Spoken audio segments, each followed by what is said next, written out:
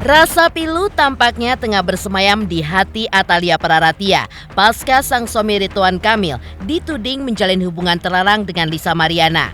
Bahkan, Lisa mengklaim dari hubungan tersebut sudah membuahkan seorang anak perempuan yang kini berusia 3 tahun. Ekspresi wajah Atalia pun terlihat sedih, pilu, dan juga serius saat ia menggelar konferensi pers di kota Bandung. Bahasa tubuhnya pun terkesan menjaga jarak, seolah enggan berinteraksi dengan awak media. Sikap tersebut memicu spekulasi di kalangan netizen. Banyak yang menduga jika Atalia pun tengah diliputi beban psikologis yang begitu berat akibat pengakuan mengejutkan dari Lisa tentang hubungan masa lalunya dengan Ridwan Kamil.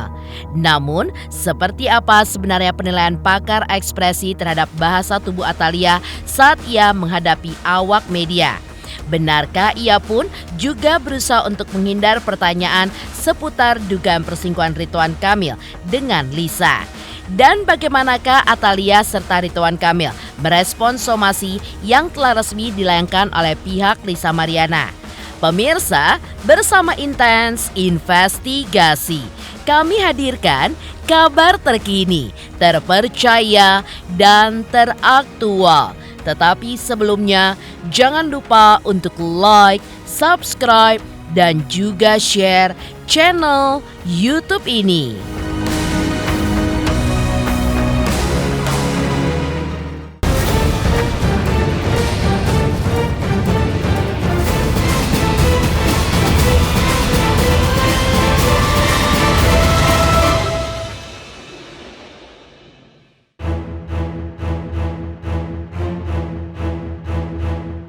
Ekspresi Atalia Praratia, istri Ridwan Kamil, menjadi sorotan netizen saat ia menggelar konferensi pers terkait kasus yang sedang ditanganinya di kota Bandung. Kasus tersebut adalah dugaan ruda paksa yang dilakukan oleh seorang dokter terhadap keluarga pasien. Dalam konferensi pers tersebut, raut wajah Atalia pun tampak serius, bahkan cenderung sedih. Sepanjang penyampaiannya, tidak terlihat senyum sedikit pun mengembang di wajahnya. Sikap dan ekspresinya itu pun mengundang beragam respon dari netizen. Sebagian netizen juga menilai jika ekspresi Atalia pun wajar saja, mengingat mungkin ia pun masih terguncang oleh kemunculan Lisa yang mengaku pernah menjalin hubungan dengan Ridwan Kamil. Lalu, seperti apakah analisis pakar ekspresi terhadap sikap dan juga raut wajah Atalia? Apakah ekspresi serius yang condong ke arah sedih itu merupakan dampak dari tudingan perselingkuhan suaminya Ridwan Kamil? Atau justru bentuk empati dan keprihatinannya atas tragedi kemanusiaan yang dialami oleh keluarga korban ruda paksa? Tak hanya itu, muncul pula sebuah pertanyaan, benarkah bahasa tubuh Atalia pun juga menunjukkan bahwa ia sengaja membatasi interaksi dengan awak media demi menghindari pertanyaan seputar dugaan prahara antara Ridwan Kamil dengan Lisa Mariana.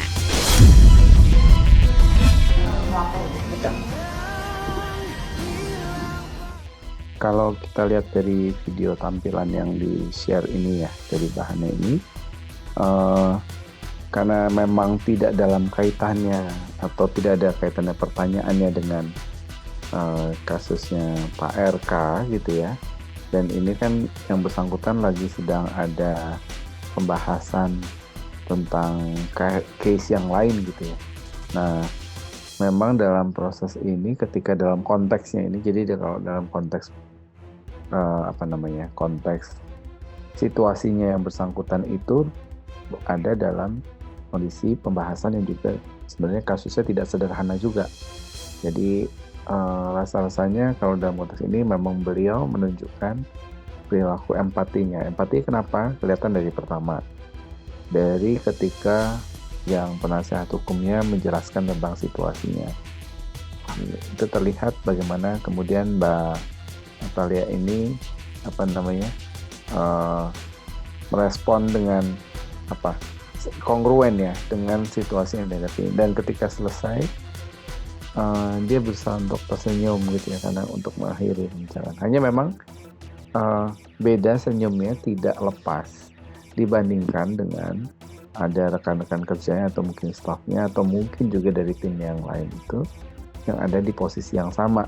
Kalau dilihat di belakangnya itu senyumnya lebih share gitu ya, lebih lepas gitu. Kalau yang ini kan lebih flat gitu. Nah, apakah masih dalam konteks itu gitu kan? Yang juga yang ketiga, poin yang ketiga itu adalah dari bahasanya, bahasa gerakannya ini, bahasa tubuhnya, kesannya dia itu memang tidak open atau tidak membuka untuk tadi ada pertanyaan lain di luar yang ini. Jadi dia buru kemudian segera untuk beranjak keluar, bahas dengan penasihat hukumnya, kemudian seperti memang lebih fokus ke titik itu. Itu saja sih Mas yang bisa disampaikan di titik ini. Dalam konteks situasinya ini rasanya agak kurang pas ya kalau dia kemudian tertawa lebar, tertawa lepas karena ini bahas kasusnya kasus ruda paksa yang terjadi di Bandung kan. Nah, hanya kalau kemudian setelah situasinya kita baru bisa ngeliatnya setelah dia keluar dari konteks ini, nah baru akan kelihatan tuh. Karena ini masih dalam situasi ini yang saya sangat bisa pahami siapapun kalau dia punya sensitivitas dan dia kan juga jadi public figure juga ya.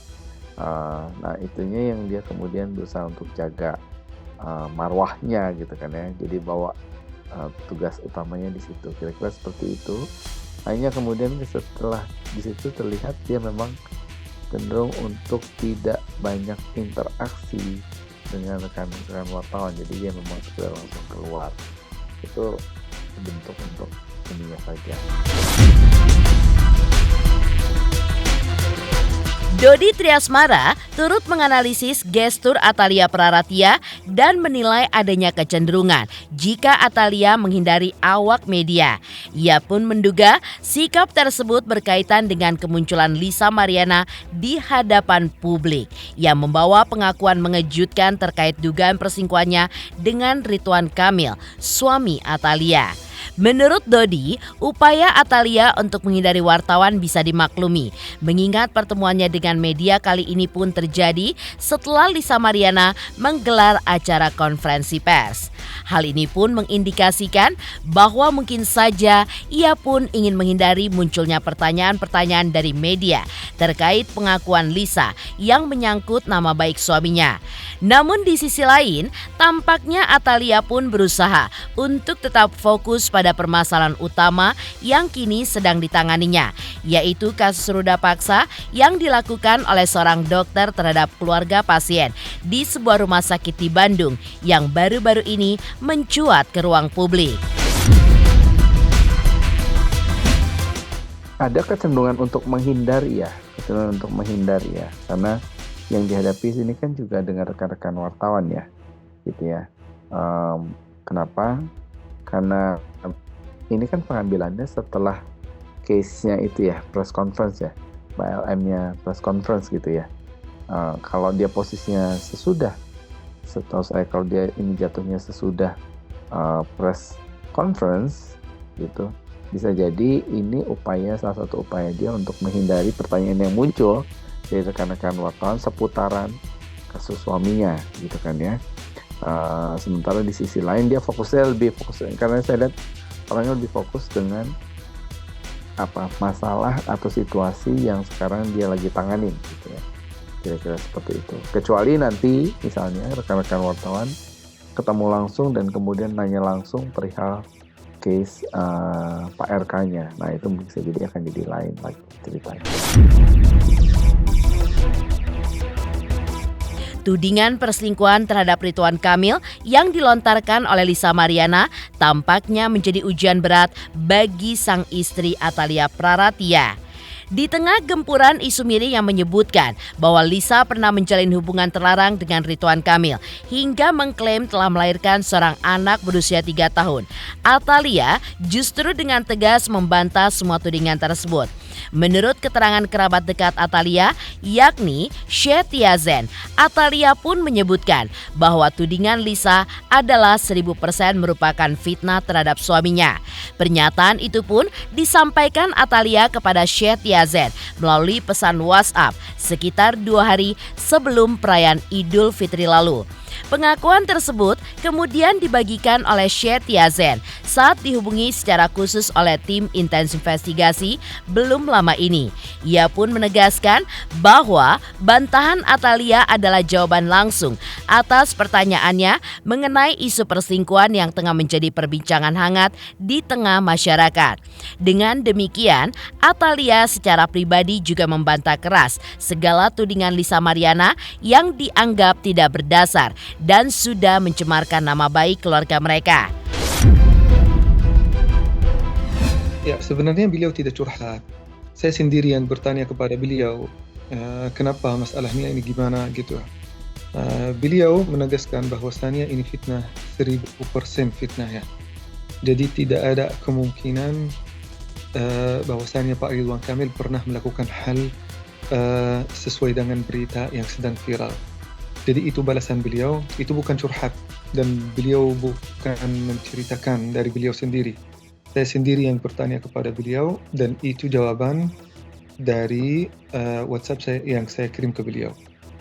Itu saya yang WhatsApp beliau duluan sebenarnya dan itu balasan beliau. Itu hampir mungkin 2 hari sebelum Lebaran. Saya sebenarnya kenal mereka dari beberapa tahun yang lalu. Kebetulan mertua saya adalah wakil Pak Ridwan Kamil saat beliau menjadi wali kota Bandung. Dan alhamdulillah hubungan masih sampai sekarang. Dulu beliau sangat dekat kepada mertua saya. Dan alhamdulillah saya juga alhamdulillah akhir-akhir ini dekat ke keluarganya. Dan alhamdulillah bisa membantu dalam beberapa hal yang baik yang terkait dengan bidang keagamaan. Syed Yazen juga mengungkapkan pandangannya mengenai sosok Ridwan Kamil, khususnya dari sisi keagamaan.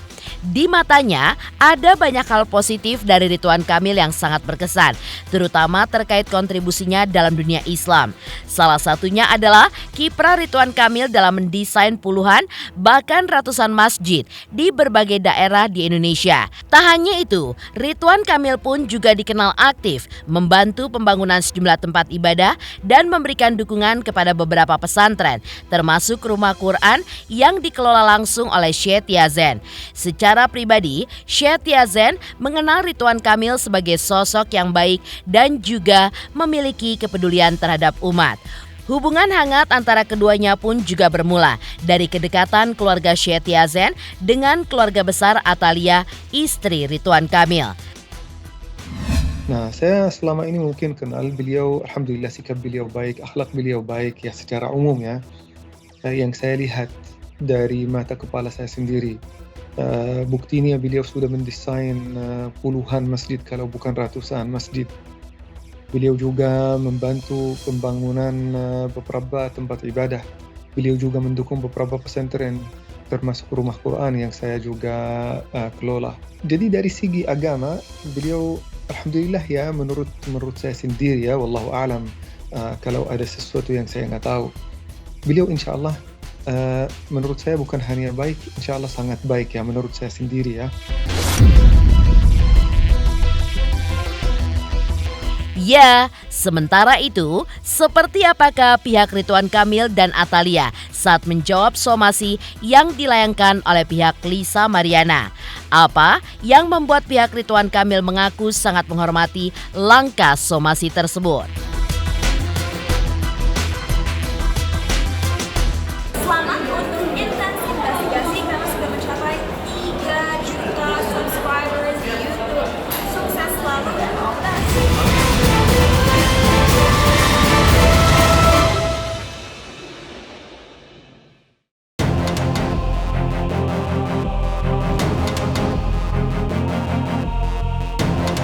Pengakuan Lisa Mariana lengkap dengan kronologi hubungannya bersama Ridwan Kamil, disertai bukti berupa video dan juga percakapan, menunjukkan sikapnya yang semakin berani dan percaya diri. Bahkan kini, Lisa pun sudah melayangkan somasi kepada Ridwan Kamil. Somasi tersebut akhirnya mendapat tanggapan dari pihak Ridwan Kamil melalui kuasa hukumnya Muslim Jaya Butar-Butar. Muslim pun menyatakan bahwa pihaknya telah menerima surat somasi yang dikirimkan oleh Lisa Mariana. Namun ia pun juga menjelaskan bahwa somasi itu masih dipelajari terlebih dahulu sebelum mengambil sikap secara resmi. Muslim menegaskan bahwa pihaknya menghormati langkah hukum yang ditempuh oleh Lisa Mariana. Ia pun juga menilai somasi merupakan awal dari proses hukum yang semestinya dan jauh lebih tepat dibandingkan dengan membentuk opini publik melalui media ataupun melalui media sosial. Pihak Ridwan Kamil sendiri menyatakan keinginannya untuk segera mendapatkan kepastian hukum terkait status anak yang dilahirkan oleh Lisa Mariana. Mereka pun menyatakan kesiapan untuk menghadapi segala konsekuensi hukum yang mungkin timbul, baik berdasarkan hasil tes DNA maupun putusan pengadilan. Kemarin saya terima somasinya dari kantor hukumnya Pak Ibu LM ya. Namun saya belum lihat isinya apa. Jadi kami pelajari dulu isinya apa. Ya nanti kami cek isinya apa. Ya kalau ya kita lihat pelajari, ya kan kita pelajari dulu, kita diskusikan. Ya itu nanti kita lihat nanti isinya apa. Tapi memang kami terima. Ya namanya somasi kami hormatin sebagai bagian dari proses hukum barangkali. Ya kan kita juga nggak bisa larang bang orang mensomasi karena hak setiap orang untuk mensomasi. Siapapun berhak untuk mensomasi. Nah kami belum bisa lihat isinya apa isi somasinya. Itu satu. Terkait dengan anak, pengakuan hak anak kan ada ranahnya. Apa itu ranahnya? Di pengadilan. Ajukan ke pengadilan. Kan begitu. Jangan omon-omon. Jangan publikasi ke media, penggiringan opini. Masyarakat ini semua ini kan teman-teman. Ingin kepastian hukum tuh. Ingin kejelasan. Masyarakat juga ingin tahu kejelasan hukumnya seperti apa. Semua ada konsekuensi hukumnya. Pak Ridwan Kamil siap dengan semua konsekuensi hukum. Yang itu memang harus dihormati. Kita lihat isi somasinya. Saya nggak bisa berandai-andai, tetapi kembali lagi saya lihat apa isi somasinya. Karena saya belum baca, saya belum bisa menyampaikan statement. Ibu dan bapak sampai saat ini baik-baik saja, saling mensupport. Pertanyaan saya sederhana, Mas, Mbak, kita semua punya masalah. Ada yang kecil, ada yang besar. Hari ini bapak dan ibu punya masalah besar. Menghadapinya secara bersama-sama. Saya yakin ibu pun berjiwa besar, kan saling support. Pasti ya yang namanya ujian pasti ada selesainya. Saya yakin badai pasti berlalu.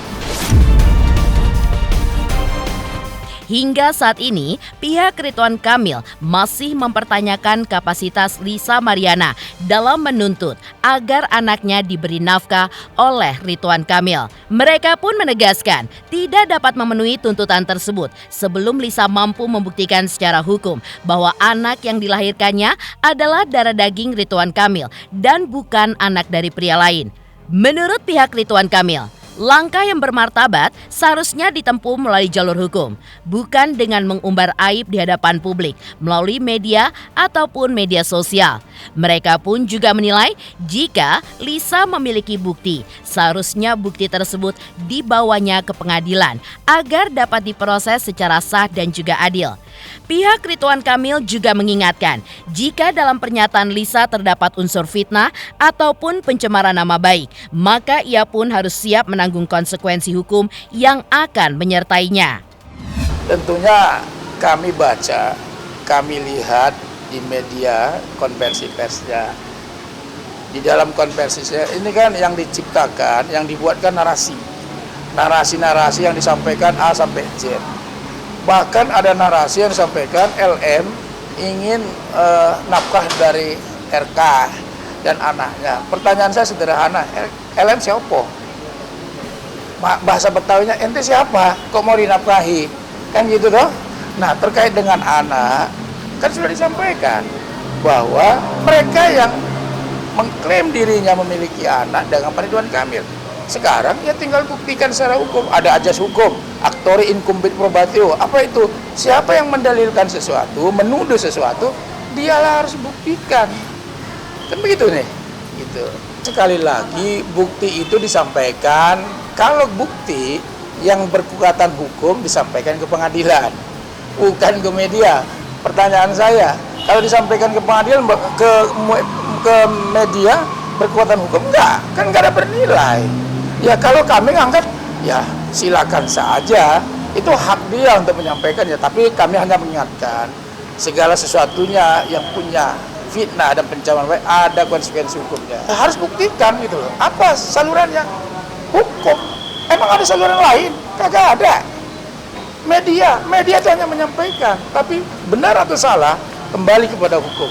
Makanya lebih bermartabat, lebih dihormatin kalau LM melakukan langkah-langkah hukum, bukan umbar-umbar. Pertanyaan saya, yang diumbar apa? Itu kan aibnya dirinya sendiri. Kalau aib diumbar-umbar, kita ini bukan negara gosip-gosip, kita ini negara besar. Kenapa harus ngumbar-ngumbar aib sendiri gitu loh? Kan malu untuk dirinya sendiri lah gitu loh. Saya nggak tahu apa motifnya, tapi biarkan masyarakat yang menilai motifnya apa. Tolong dibuktikan. Kembali lagi, makanya saya selaku pengacara Pak Ridwan Kamil tidak menanggapi gosip. Kenapa? Gosip makin digosok makin sip. Kami pengacara hanya menanggapi di pengadilan. Jadi kalau disampaikan narasi-narasi begitu, ya tataran itu bagi kami tataran gosip. Ya, gosip yang disampaikannya kepada media, kepada publik, ya dia harus bertanggungjawabkan kelak. Nanti kita akan sampaikan. Yang pasti nama baik Pak Ridwan Kamil tercemar itu sudah pasti. Kenapa? Karena ada tuduhan sepihak yang tentu dia harus buktikan. Nah, ya kami akan sampaikan kepada teman-teman media sebagai bentuk transparansi ke depan nantinya. Pemirsa Intens Investigasi, jangan lupa saksikan terus Intens Investigasi. Dan pastikan jangan lupa untuk like, subscribe, share, dan komen. Tim redaksi Intens Investigasi juga mengucapkan banyak terima kasih kepada semua subscribers hingga kanal Intens Investigasi kini sudah mencapai 3 juta subscribers.